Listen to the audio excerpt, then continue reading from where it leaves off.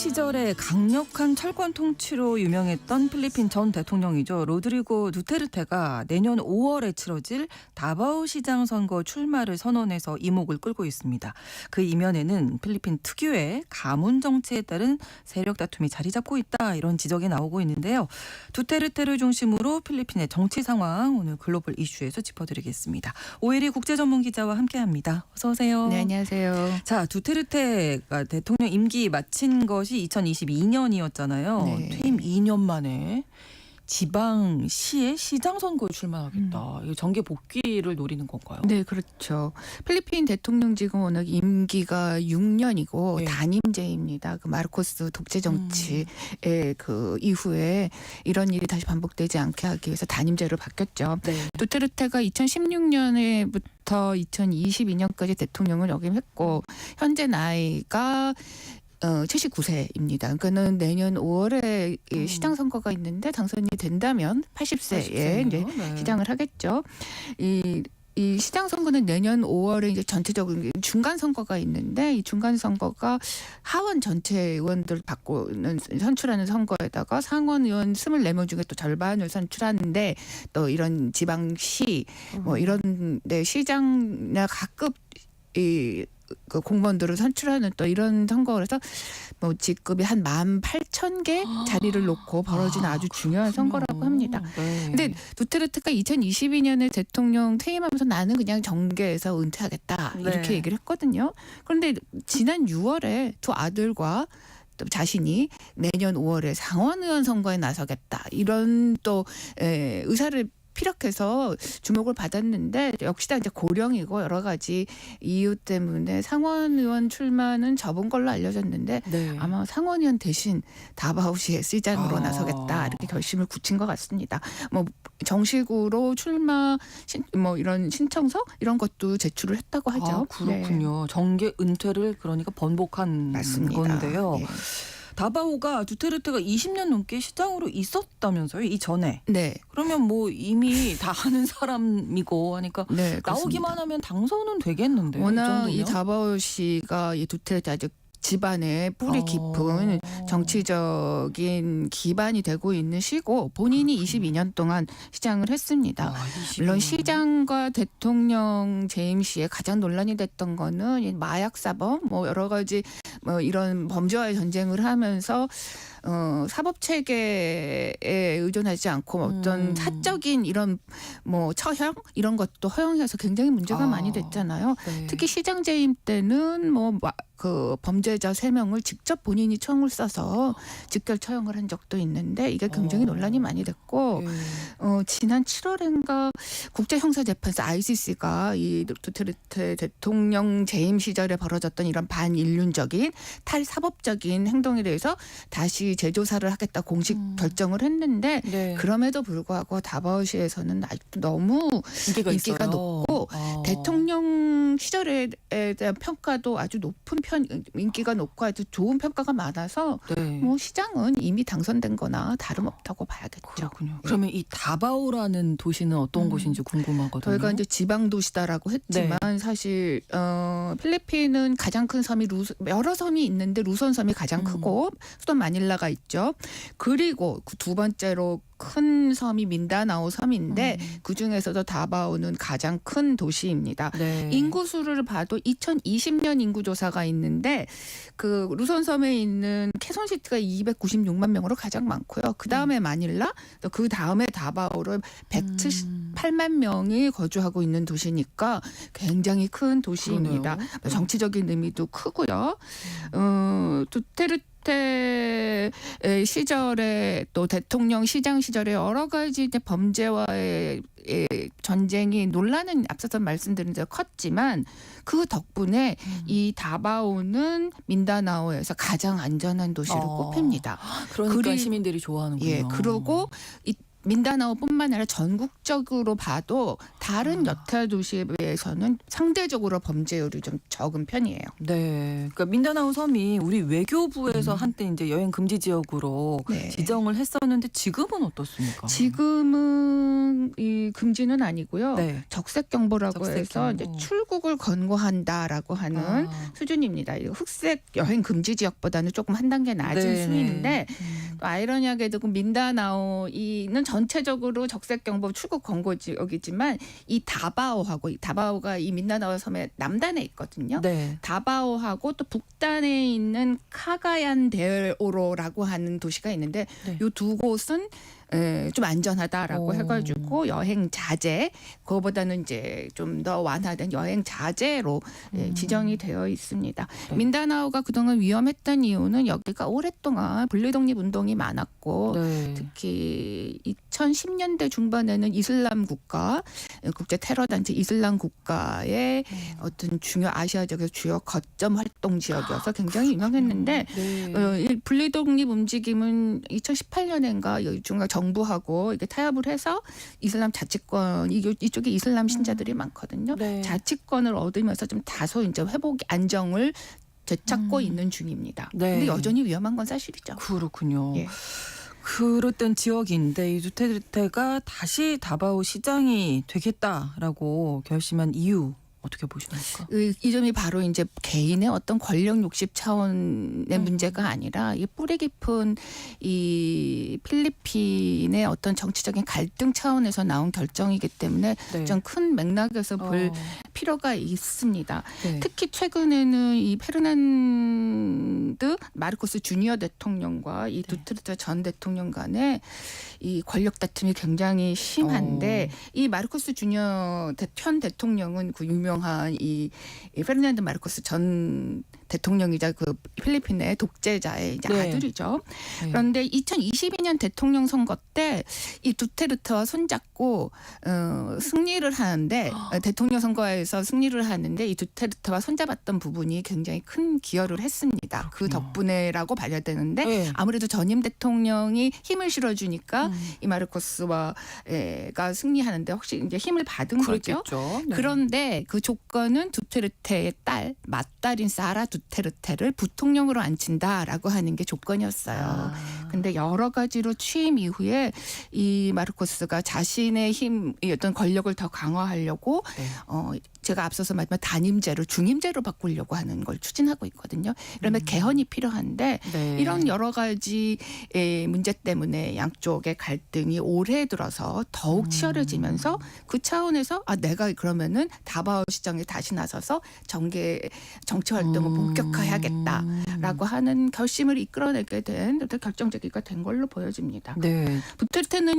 두테르테 딸 사라 두테르테는 현재 부통령이기는 한데 최근에 이 아무래도 대통령과의 갈등 때문에 교육부 장관도 겸하고 있었거든요. 네. 교육부 장관직에서 최근에 사퇴를 했습니다. 그렇군요. 네. 선거에서 이기기 위해서 정치적인 동맹을 맺었던 이 두 네. 집안인데 네. 최근에 이제 분열의 조짐이 보인다 이런 생각이 들고 그 와중에 두테르테가 정계 복귀를 선언을 한 거네요.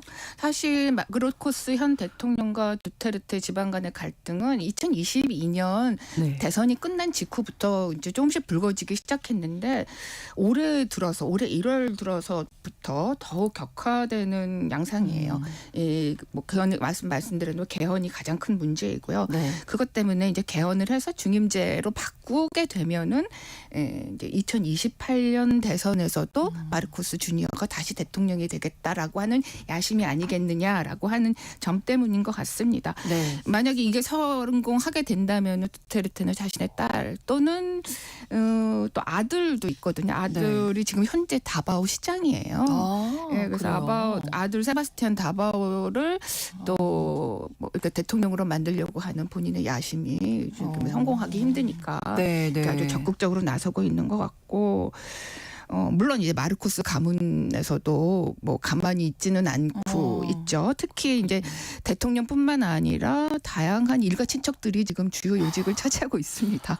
대표적인 인물이 하원 의장인데 네. 하원 의장이 대통령의 사촌이에요. 근데 이제 하원 같은 경우에는 개헌에서 아주 중요한 역할을 하잖아요. 그렇죠. 그래서 이 중임자로서의 개헌을 이끄는데 아주 중심적인 역할을 하고 있다 보니까 네. 이 두 집안의 갈등이 정말 지금은 뭐 이 중요한 선거를 앞두고 네. 지금 화해할 수 없는 지경으로 갔고 이것 때문에 이제 필리핀의 정치 또 나아가서는 경제도 조금 흔들리고 있다라고 하는 지적이 많이 나오고 있습니다. 그럼 다바오 씨 같은 경우에는 아버지가 22년 했는데 지금 현재 시장이 아들인데 네. 아버지가 다시 나오면 또 될 확률이 높은 거잖아요. 그래서 그 지금 세바스찬 다바오 시장은 앞으로 그 내년 선거에서는 네. 부시장으로 다시 나온다. 대통령을 와, 했던 분은 이제 시장이 되고 시장을 했던 아들은 또 부시장이 돼서 어쨌든 권력 체계를 계속 유지해 나가겠다라고 하는 계획인 것 같아요. 기존의 어떤 저희가 갖고 있는 통념을 깬다 맞아요. 이런 예. 생각이 드는데 어쨌든 가문의 정치 권력을 계속 유지할 생각으로 뭔가 네. 이렇게 분열도 있고 이제 두테르테도 본인이 이제 직접 나서겠다 하는 거잖아요. 네. 근데 최근에 민다나오 지역 분리 독립을 주장해서 뭐또 파장을 일으켰다고 하는데 네, 이런 말은 또 왜 이것도, 나왔을까요? 역시 대통령 중임제로 개헌 문제 개헌이 때문에 지금 또 계속 걸려 있는 주장인데요. 거군요. 네. 지난 1월 말이었습니다. 이 두테르테 전 대통령이 현 대통령이 이제 개헌을 강행한다면 예. 자기의 정치적인 거점 지역인 민다나오를 여기를 불독립할 수도 있다. 독립할 이렇게 것이다. 얘기를 했습니다. 그러자 이제 정부 측에서는 당연히 국가 분열의 시도다 이러면서 그렇죠. 권력과 무력을 사용해서 이걸 막을 수도 있다라고 하니까 네. 일부에서는 이러다가는 내전이 되는 게 아니냐라고 하는 우려도 적지 않다고 해요. 네. 그 외교 문제를 놓고도 전현직 대통령이 정말 예, 정말 맞습니다. 각 분야마다 다 충돌을 하고 있는 예, 거네요. 맞습니다. 지금. 두테르테는 대통령 시절에 그동안에 있었던 친미 중심의 외교를 상당히 좀 친중 외교로 좀 바꾸는 성향을 강하게 보였어요. 네. 완전히 친중으로 이제 중국에 무게를 실어주는 않은 거고 이러는 건 아니고 또 미국과의 동맹도 중요하다라고 하는 입장을 또 놓지는 않아서 예. 좀 양쪽에 이제 오가면서 좀 균형 외교다라고 하는 이런 긍정적인 평가도 있는데 지금 현 대통령은 아주 완전히 친미 외교 쪽으로 이제 중심을 바꾸고 있습니다. 네. 예, 그러다 보니까 이제 이 서로 간에 그런 부분에서도 갈등이 좀 있겠네요. 있고 네, 따라서 내년 현재의 갈등 그리고 내년의 중간 선거 2028년의 대선 을 둘러싼 이 양 진영과의 갈등 뒤에는 사실 미국과 중국도 있다. 그래서 미국 정부와 중국 정부도 이 필리핀의 어떤 내부 갈등을 정말 매우 주시하고 있는 걸로 알려지고 있습니다. 네. 네. 필리핀에 이렇게 마르코스 두테르테 외에도 족벌 정치 가문이 많다고요? 예, 필리핀에는 뭐 정말 수많은 이 정치 가문들이 있는데 그 중에서도 핵심은 10개 가문이 있다라고 하고 있고 또 뭐 일종의 재벌 경제로 움직이는 재벌 가문은 또 그것도 한 10개 있다고 그래서 뭐 필리핀의 이런 정치 가문, 경제 가문이 국민 총생산의 거의 80%를 장악하고 있다. 이런 얘기가 있어요. 그것 때문에 유난히 필리핀에는 뭐 어떤 부자 대통령, 부녀 대통령, 모자 대통령 이런 게 많습니다. 뭐 이렇게 마르코스 전 대통령과 현 마르코스 대통령의 이제 부자 대통령 이런 구도가 형성이 될 수 있었던 배경이죠. 그러네요. 근데 그 뿌리는 사실 미국의 또 책임이 있습니다.